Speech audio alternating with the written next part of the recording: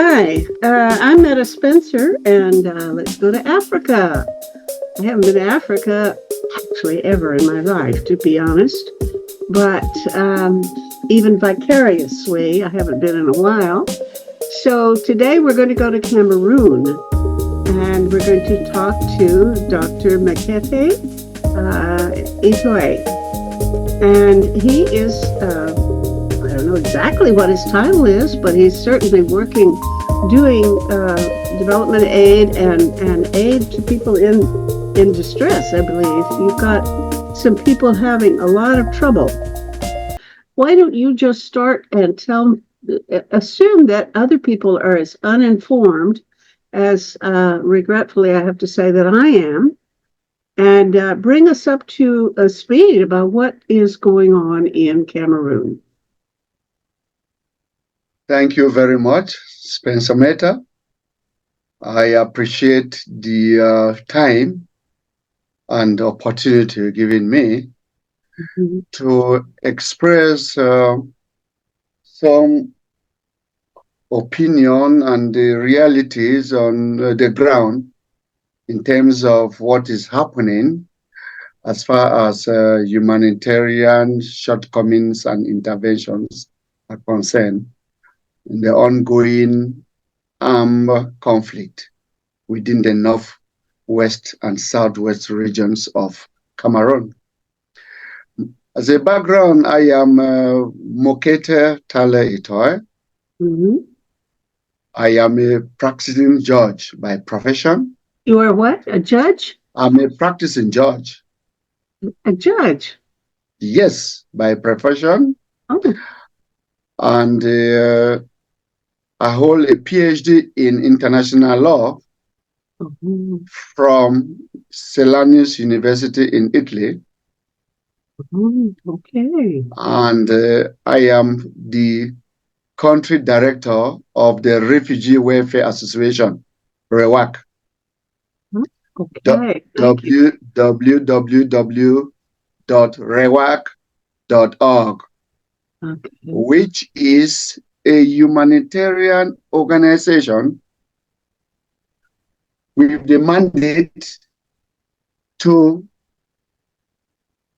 protect, defend, and enforce the rights of vulnerable migrants as enshrined in international law, of which many of the conventions Cameroon is a signatory. So, with this background, I'm giving you live stories of things that are happening on the ground. First, let me ask you, because I'm intrigued. Can you back up a little bit and tell me a little bit about your work as a judge? Where are you a judge, and what do you judge?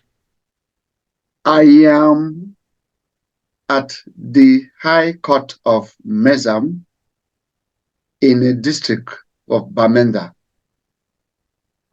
And as a high court judge, I entertain, hear, determine, or adjudicate cases ranging from commercial, criminal, gender-based violence, torture, and all the kind of cases that you can imagine within the laws of the Republic. The only difference is that with my international touch, with my exposure, and with my readings of international law and in international law, I have the duty and I do domesticate the application of international law in my judgments and decisions that I take. And above all, I am a member of the International Association of Migration and Refugee Judges, which is based in the Netherlands. You know, I'm very keen to know more about that, but we're here to talk about Cameroon. I just Yes. want to call attention to, because you've mentioned this international connection with refugees, and I have in mind the plight of the men in Russia who have fled from the country to avoid being mobilized and sent to fight in Ukraine. And there are hundreds of thousands of them who are stuck and can't get visas to go or immigration papers to go to the countries that they'd like to join. So they're in a difficult situation. So I've been looking at trying to find people who are experts on migration. So I may get back to you another time to talk about the plight of people in that situation. But that's not what we're here to talk about. And I deflected you from your telling me about what's going on in Cameroon.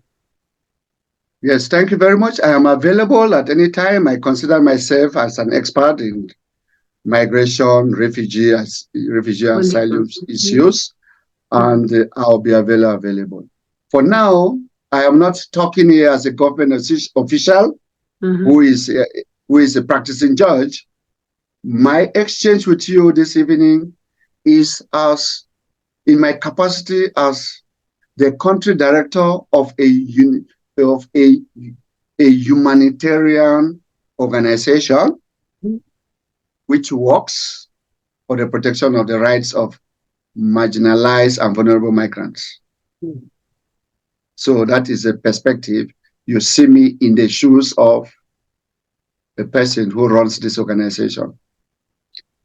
So as far as the atrocities and the problems and the challenges are concerned, I just want to give a small background, or a brief background, if you like, that since the year 2016, 2017, there has been an armed conflict which has been going on in the southwest and northwest regions of Cameroon. Cameroon is made up of 10 regions. 8 of the regions are French-speaking, and 2 of the regions are English-speaking, and they are the minority. It is 80%, 20% ratio, just the reverse of Canada. In Canada, it is the English population which is in the majority, and the French-speaking are in the minority. So just take Cameroon, this reverse of Canada, and you fit it into the context of our colonial past. The French part was being managed by the French, and the English-speaking part was being managed by the British. So the English minority, they have been like that for the past number of years, about 4 decades, and they feel marginalized. That the French system of assimilation makes them not to realize their full potentials as a persons with an identity and a culture. So about 7 years ago, this thing has been boiling, and they are trying to see how to come out with separatist tendencies to separate from the majority French-speaking Cameroon in a state yet to be achieved called Ambazonian. If you go Google within international cycles, all these things, you will get what I'm talking about. This is a background. Amazonia would be the English-speaking districts, right? It is a country to be, which is fighting for the breakaway from the French-speaking. So they will name it, they want to call it Ambazonia. That is. So this is really a separatist movement from the get-go. Yes, it's a separatist movement. So did it start with a claim for greater democratic equality, or did they want separation right from the beginning?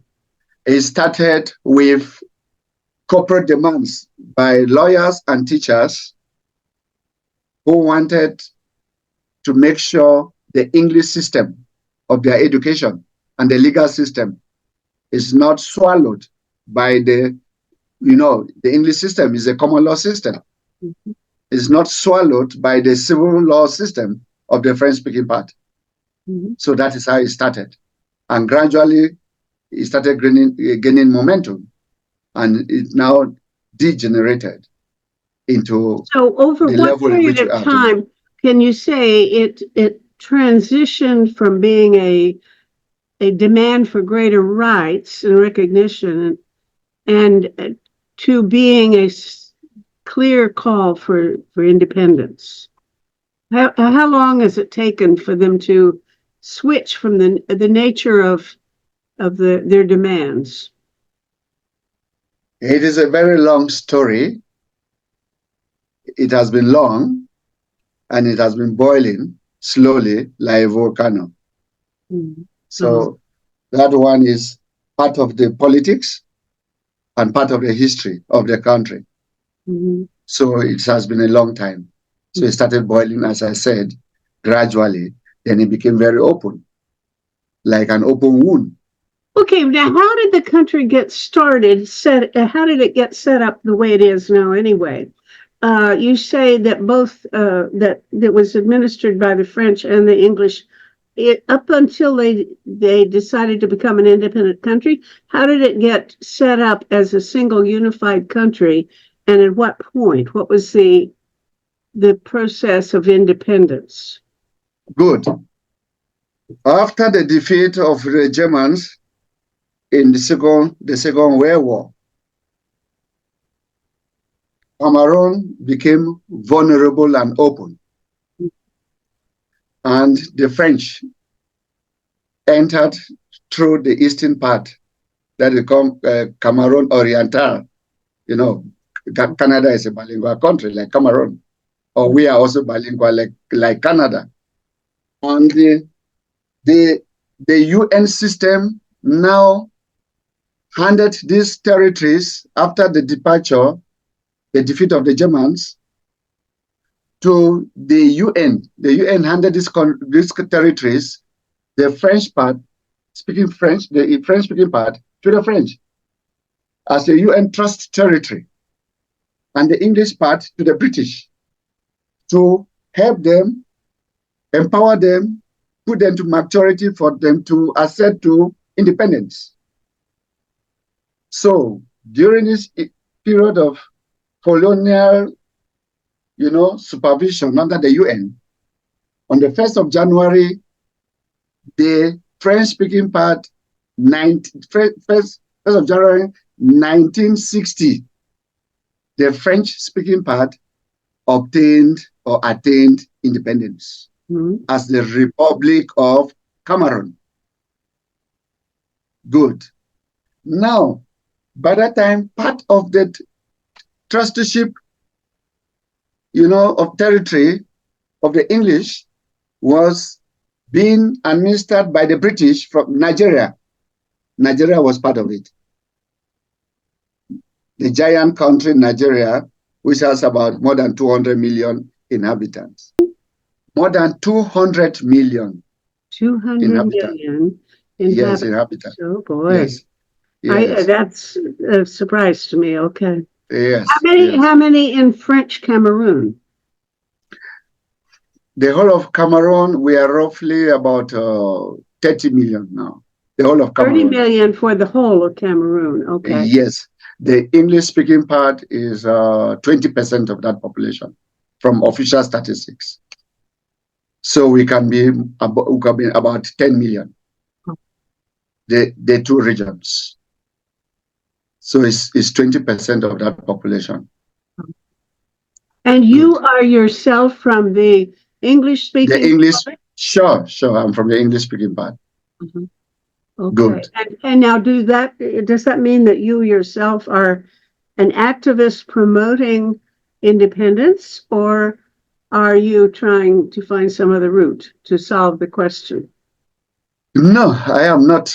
I'm not an activist promoting independence. We are in a situation where we need to come together as Cameroonians and look at the various mechanisms on what we think will be best for us. So it is not the opinion of one person. It's not what you think is the right thing to do. It's not what you think you are covered by law. It's not what you think you have the strength to do. It should be a decision taken by the majority of the population. Good. So as an individual, I'm just trying to give the facts as they are and to present the situation as it is. And the decision, whether it is good, the actions that are being taken on the ground or not, we need a collective, we need as I say, the baobab tree. We have to sit under the baobab tree.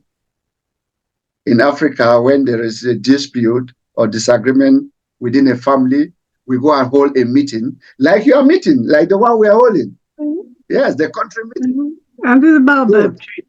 Yes, Well, okay, so baobab. I'm sorry that this room doesn't have any baobabs, but it's a great idea. We'll try a baobab tree next time. Exactly. We discuss under the baobab tree. We recognize, we express grudges, we look for a way forward, we come out to compromises, then we embrace ourselves. It sounds like a perfectly wonderful solution to how to handle all kinds of conflicts. Bless you. That is what me I'm looking forward to. All right. So okay. Now, so going back, there was a plebiscite which was now organized through the UN, asking the English-speaking Cameroonians whether they would join Nigeria or join their brothers in East Cameroon, without giving them the third option of being an autonomous country. So the plebiscite was finally was on the 11th of February, before the Southern Cameroonians ascended and had autonomy on the 1st of October 1961. So they decided now for the two of these separate UN entities. The French-speaking part was already independent on the 1st of January, and the English-speaking, they decided now to come and join to form one Cameroon within a federal structure.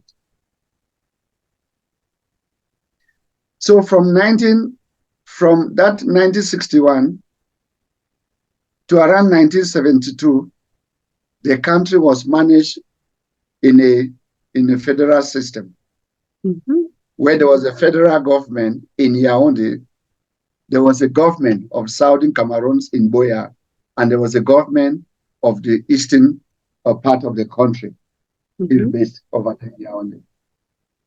In 1972, through some political maneuvers, those are the allegations, but there was a referendum which was regularly done, and the form of the state was changed to a unitary state in 1972, trying to dislocate the federal structure, where the English-speaking, part of the country and the French-speaking expressed, developed, and enjoyed their way of doing things as in the past, and as they knew in terms of their own culture, legal system, and upbringing. So from that 1972 to date,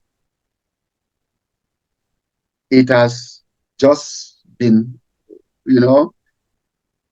very suspicious way of living between the majority French-speaking and the minority English-speaking Cameroonians. Let me see if I'm following what you're driving at. I gather you're saying that at the beginning it was a really true federal system with considerable autonomy for the two sides. Yes. But that from 72 onward, the French began to dominate in ways that violated the whole notion of federalism. Is that what I'm to infer from your statement?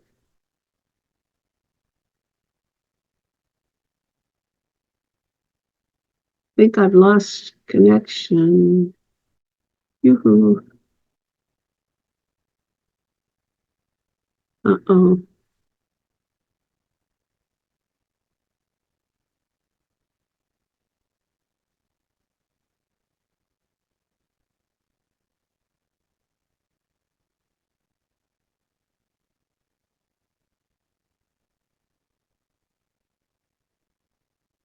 Well, I don't know what to, or maybe he'll come back in. Okay. Yes, I'm sorry. The meeting was the connection. Yeah, I know. Okay. Did you hear my question? Not to the end. Not to the end. I was inferring, and I want to check whether you were implying that from the beginning it was a really pretty good federal relationship, but from 72 onward, the French began to undo the equality or the independence nature of federalism and dominate too much. Is that what you're? It was changed. The system was changed to a unitary state. I see. Good. And in 1984, the president passed an executive order changing the name of the country to the Republic of Cameroon, which was the country of the French-speaking part before the union, before the joining. Okay. So this was not a decision in which the English people concurred. They weren't party to that idea, right? It was done using constitutional mechanisms. Okay. Yes, but after time, they realized that they were not feeling as part and parcel of the unitary state.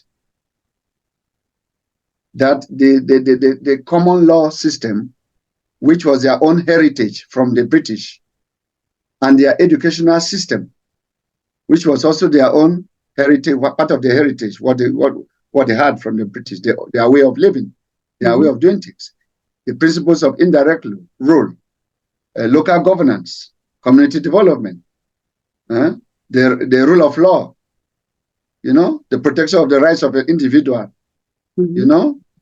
principles of habeas corpus, and the presumption, the principle of the presumption of innocence.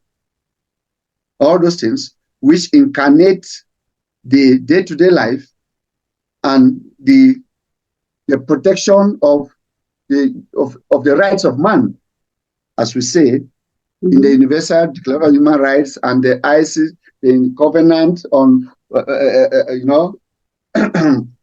the 1996 Covenant of political rights, civil and political rights. It was done constitutionally, but was it done over the objections of the English, or did they just not pay attention and let it happen? How did they get away with making I am sure. I am sure. The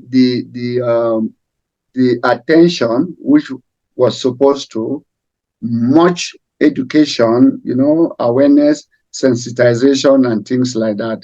the ground was not well covered, to make them understand that these were the consequences of what they had to go and say. But the argument was that the proponents, the argument was that the federal structure was very heavy and there was not much resources to run three governments. That is, the federal government, the one of the French speaking, and the one of the English speaking. So they had to see how they could put it in a unitary form so that power could come from one center. You know, so those were some of the arguments.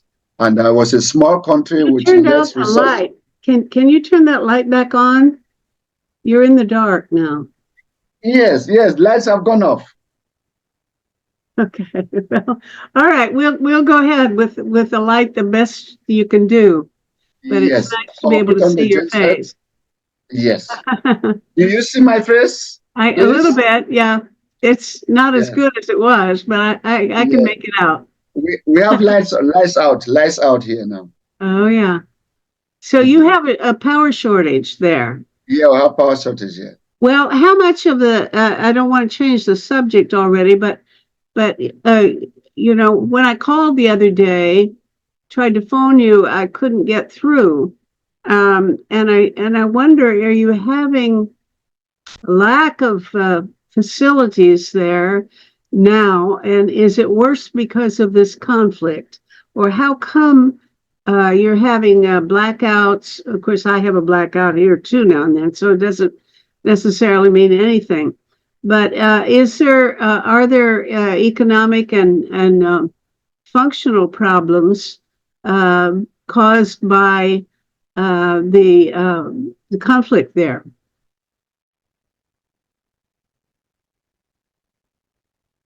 I can hear you. Okay. There are many problems caused by the ongoing armed conflict, which to me, I reduce them to atrocities. Oh. Which are really, really, really serious in terms of the harm, pain, and suffering caused to the population, especially women and children, and the girl child in particular. Some of these issues are being addressed by the UN system, which has a sub-office here, humanitarian organizations, national, local, and international humanitarian organizations. But as you know, their resources are always very, very limited. And even when the resources are available, it needs political will to drive impactful and successful results on the ground. One of these the main things, and that is why you see the relevance of our organization, the Refugee Welfare Association, comes in, to see how some of these atrocities can be, reduced or the effects minimized. The first is gender-based violence.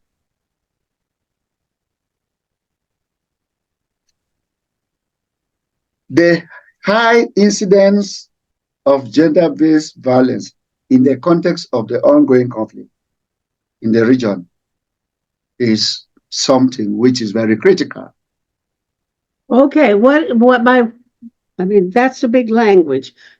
Gender-based violence can cover a whole lot of different things. What more particularly is going on there? Good. The first thing is that the over 700,000 internally displaced persons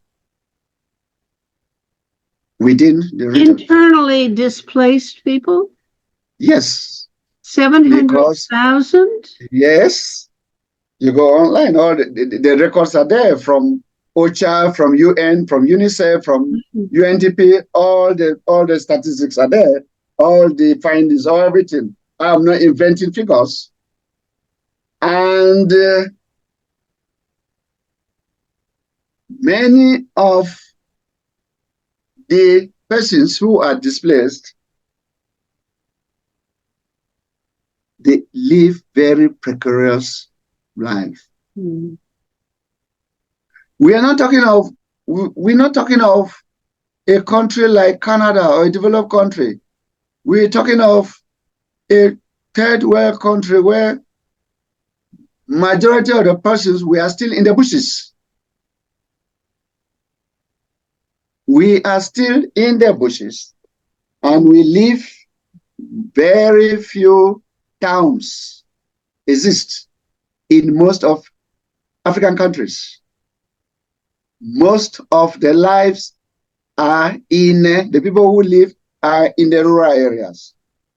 And if we talk about gender-based violence, we're talking about rape. We are talking about sexual violence. We are talking about incest. We are talking about forced marriages. We are talking about adoption and all the other forms that go into, as you said, into the category of what we call sexual and gender-based violence. And there is no pretense when you talk about sexual and gender-based violence. The victims, more than 90% of them are women, and they get child all over the world. Whether what is happening in Ukraine, in Gaza, all over where there are wars, the victims are always, most often than not, young girls who are raped, who are forced, who are tortured, and who are humiliated and made as if they are not human beings. And in the context of an ongoing conflict, it is what happens here. That almost every day you have cases of unwanted pregnancies that you see, young girls who are victims of rape. And within the context of our own organization, we have a whole team that receives these complaints and come out with mechanisms how to address them on a daily basis since the ongoing conflict started. And you should understand the multiplier effects are negative. They are not positive because it is not an investment. It is a destructive process that breaks down and runs down a community. It has, the trauma of rape, the long-lasting effects on survivors, depression, anxiety, traumatic stress disorder, social stigma. That is even the worst. The stigma, because apart of the harm, rape is also considered as a collective failure to hold down the main fabric of the community. It erodes trust and leads to the breakdown of social norms and values. It is very serious. It's one aspect of gender-based violence, which is rape. You have cases because if these things are not resolved using the available international law and mechanisms and the Geneva Convention, what they call the law of war or war laws, the rules, international humanitarian law, it is catastrophic. It is Yeah. a very strong violation of human rights. Mhm. All the actors are, they are perpetrators of this grave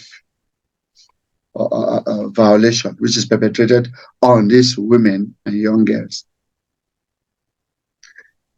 I don't need to go much into it. Another form of atrocity, which I said, is that of arbitrary arrest.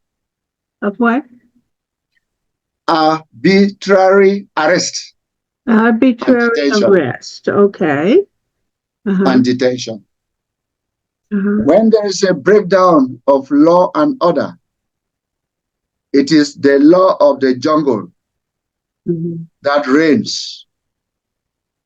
And when there is a violation of human rights, systematically, this undermines the rule of law.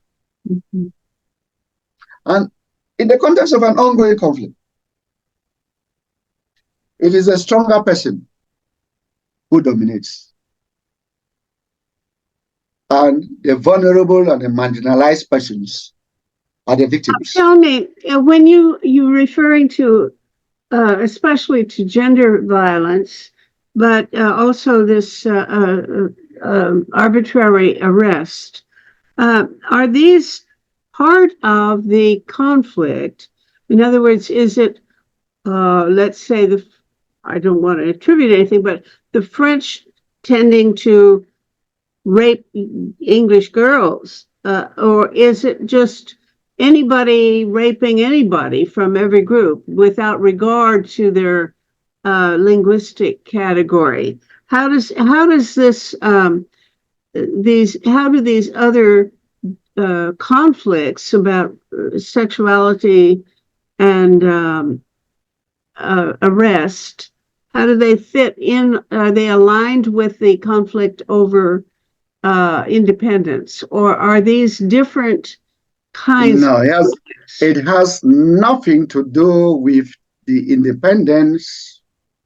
It has something to do with victims of the ongoing crisis, the ongoing armed conflict. Go on. So, Explain. because there is now the issue of ransom, kidnapping by non-state armed groups. Oh, yeah. Who kidnap citizens and ask for much money. And within this context, since the normal services which are supposed to protect the citizens of the area, there's a breakdown of the system. So the law now is in the hands of this mob, these groups. That is how it goes. Okay. Because so you just have, because of the conflict, or on top of the conflict, you have the breakdown of order throughout the society. So you just have more criminal behavior in general. Is that it? Criminal behavior in general increased? No, not as such, but how to address deviant behavior. That is the issue. Because within the region, out of the 11 judicial divisions that we have, I bet you it's only 2 or 3 that are functioning. Oh boy. So if somebody's rights are being violated in those areas where the normal services of the forces of law and order, what you call the law enforcement officers, cannot be reached and are not accessible, it is now being the services are non-existent, Mm-hmm. you cannot have access to justice, it automatically falls into the category of arbitrariness. Well, you've And given a very, very grim portrait of a situation that I think, holy smoke, what could possibly be done to put this, correct all of these things at once? Do you have a step-by-step notion of uh, what priorities to use in solving this thing? If I have this idea you're coming to Canada with the idea that maybe we have some good ideas. Well, I, for one, don't. I have very few suggestions or notions about if I had to solve this problem. I don't know how I would go about it. I can't think of what I'd do first. Do you have a game plan? the game plan does not lie in the hands of humanitarian actors. Um, well, where does it lie? Because I mean, yes, international law, my God. good. That is it. Those are slogans. International law without international law actors doesn't make sense. It ends on a sheet of paper. Yeah. So how does an armed conflict start? You never know. Or most of the time we say because there are things that you poke the other person, you threaten, prevention mechanisms have failed. So we're talking about an armed conflict which is ongoing. How do you stop it? That is the perfect solution. It is a political decision. So we as humanitarian actors, within the ambit of my exchange with you, we work with the principles of neutrality, non-interference for just the purpose of the dignity of man. Mm-hmm. So going to how the problems have to be solved is a political decision has to be taken. But political decisions are made with your enemies as well as your friends. You and I would have no trouble deciding who should do what. We'd agree right away about what's right and what's wrong. But obviously that we're not the people that you got to worry about. You got to take account in a political solution to some people that you don't necessarily like. Yes, it is not a matter of whether it is right or wrong. It is a matter of whether what decisions are going to take are the correct decisions for the people who are the victims. Okay, And up to so that where do you moment, go? How do you start solving that one? how do we start solving this one? It is the talks under the baobab tree. The A famous baobab tree. All right. Well, that's a Good. great idea. I don't know how far it'll go. We abuse each other. We exchange bitter words. We express our grievances, our grudges. We recognize things which were done, like the Truth and Reconciliation Commission in South Africa under Mandela. Good. But that one has nothing to do, it's just my own opinion and way I to look at it. It has nothing to do with the humanitarian services that we are trying to, to offer through our organization, the Refugee Welfare Association, to build resilience. Well, I'm impressed with your insight. Now, how in the heck are you going to get people to a baobab tree? And do you have a game plan? Do you know? Are you setting up a system of consultations or Zoom calls, or what are you going to do to make it happen? That is the starting point. We have already doing it.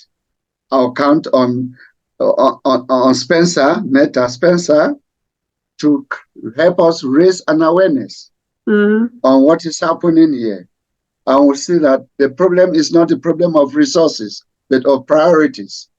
And that if we put it as a top priorities and we push with some small resources, when people begin to know that it is a matter of the whole a collective issue, and that the mindset of people change, and that they build people the resilience of persons, that people become like human beings, and that they are treated humanely in the light of their rights like human beings, as enshrined in international conventions and national laws to which all of us we subscribe to through the UN Charter. That will be a very good entry point. And thank you once again. I like you so much. I think you're a very inspiring man. So here Thank you you very are much. urging me to set up a truth. I'm exaggerating, but sounds like you're Yes, I saying, know. Anna Spencer, would you run a truth and reconciliation project for people in Cameroon? Well, I don't think I'm qualified.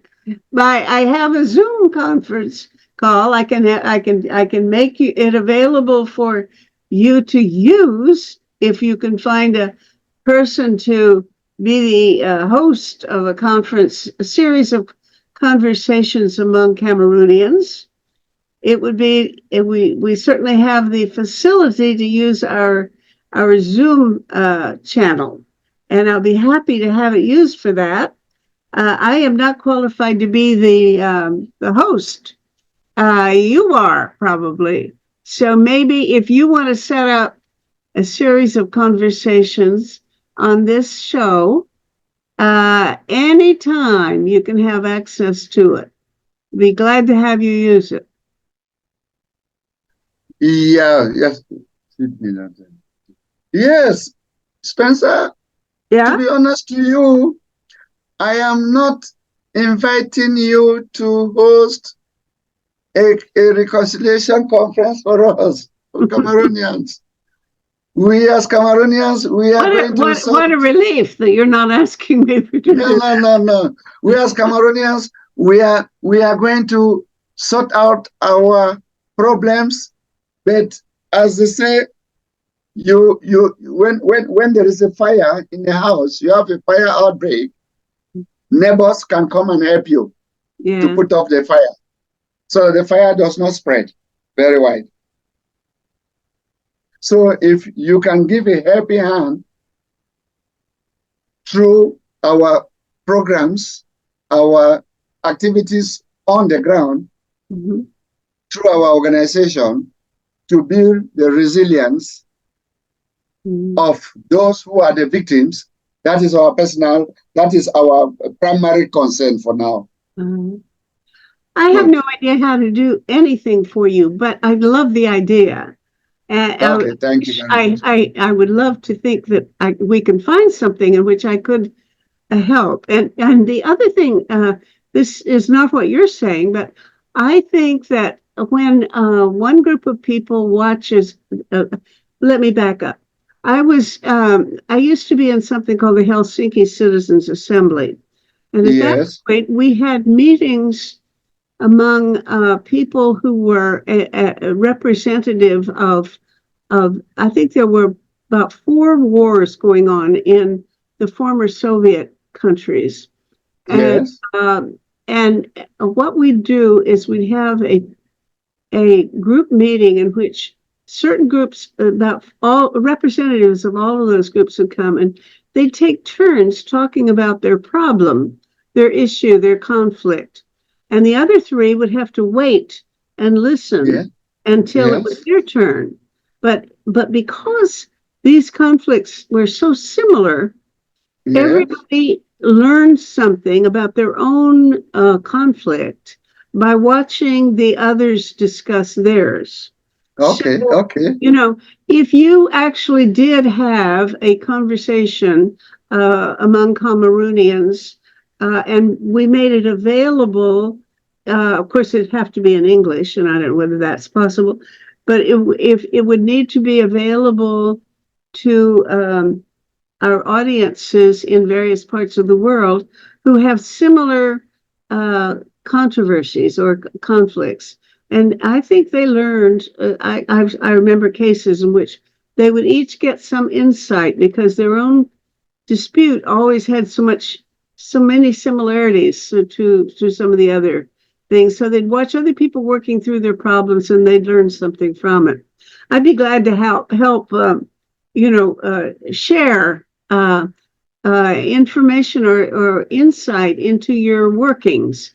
If you now tell me, how do you plan to go about this? You're going to set up some sort of process where you invite people. Oh, I've lost you again. Come back here.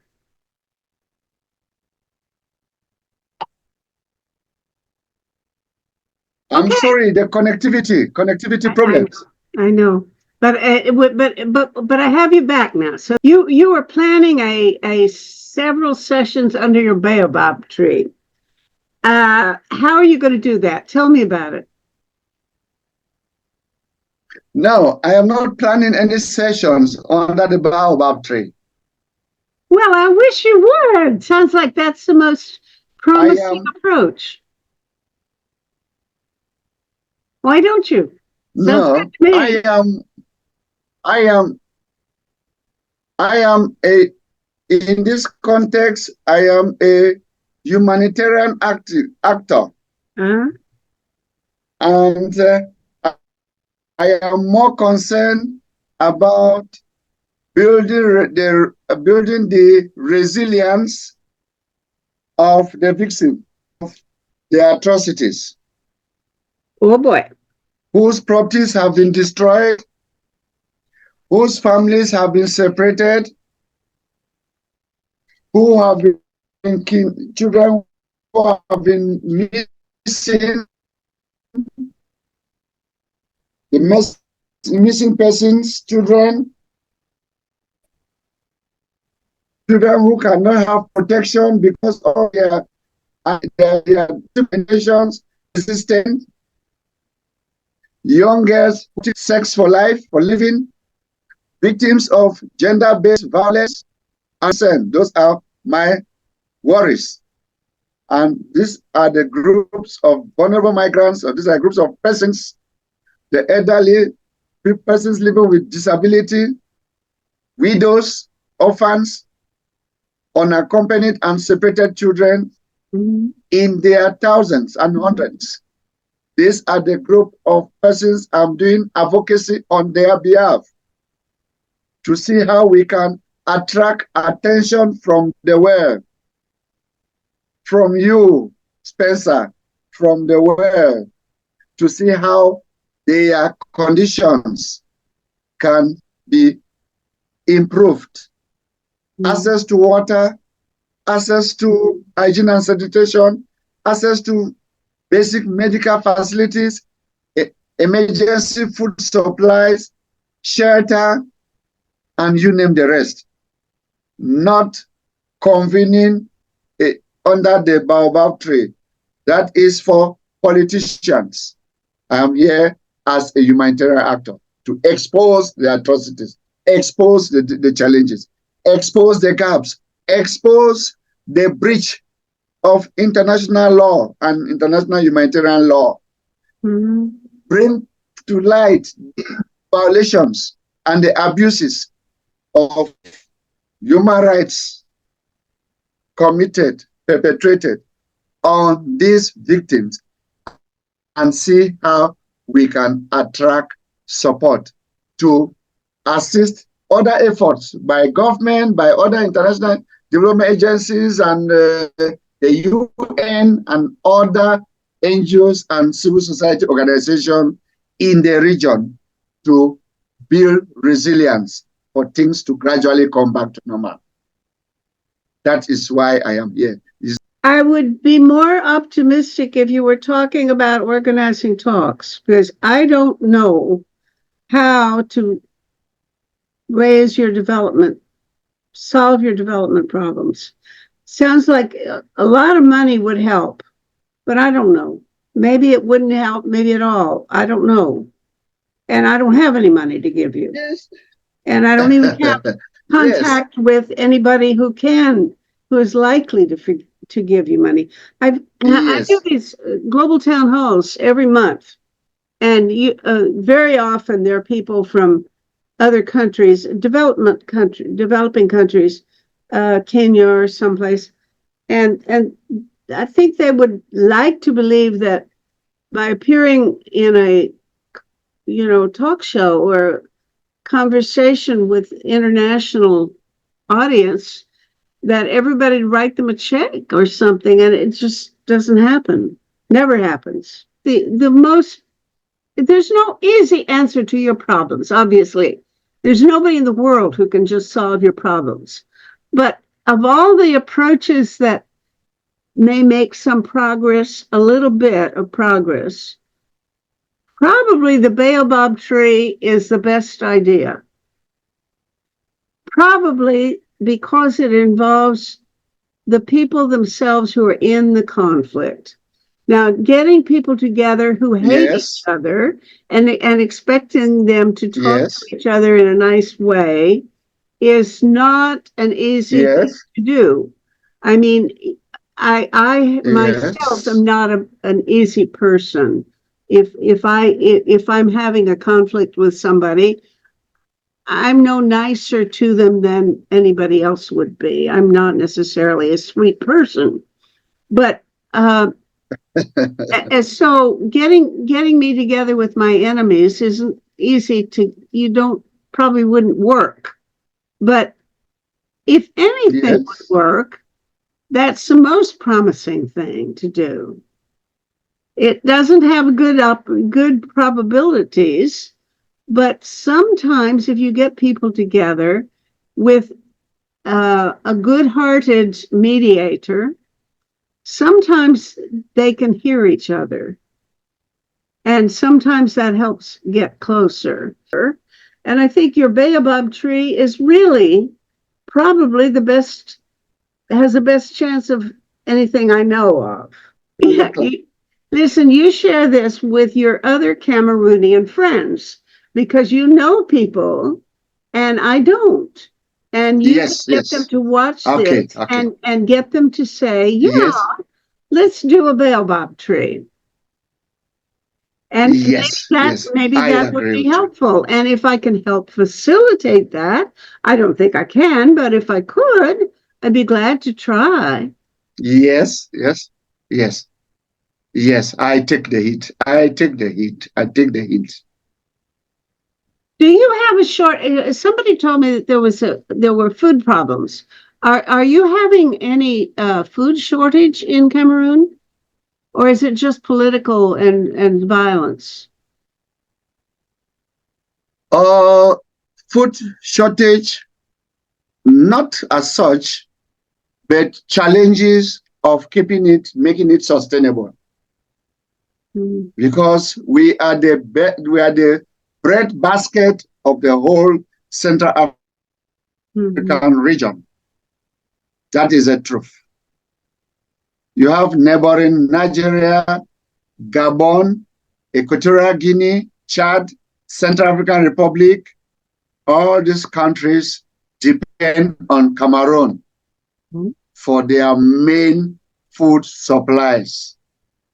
Mm-hmm. That is the truth. That is what is happening. So, but the challenge with the crisis, the ongoing armed conflict, is to make sure there is security due to the damage of some farmlands. You know, communities don't have access again to their hitherto places where they used to plant and crops, livestock, and things like that, development and things like that. So those are the challenges. The food, hunger, famine, no, not in Cameroon. That one I can assure you.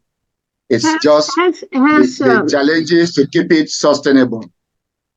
It's also my pleasure and my hope that we continue the interaction and the exchanges when and if or when possible, when time allows. Project Save the World produces these forums, and this is episode 578.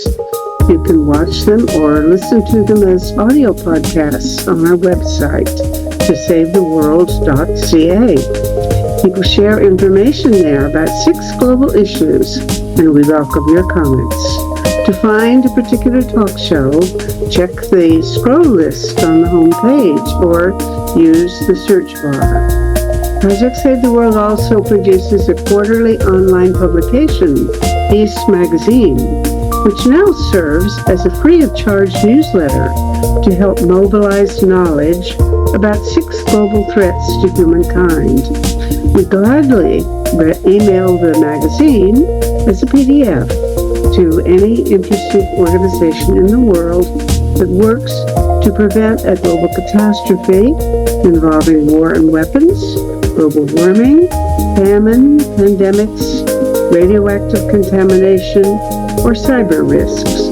Just email us at office@peacemagazine.org and we'll add your group's email address without charge to our list.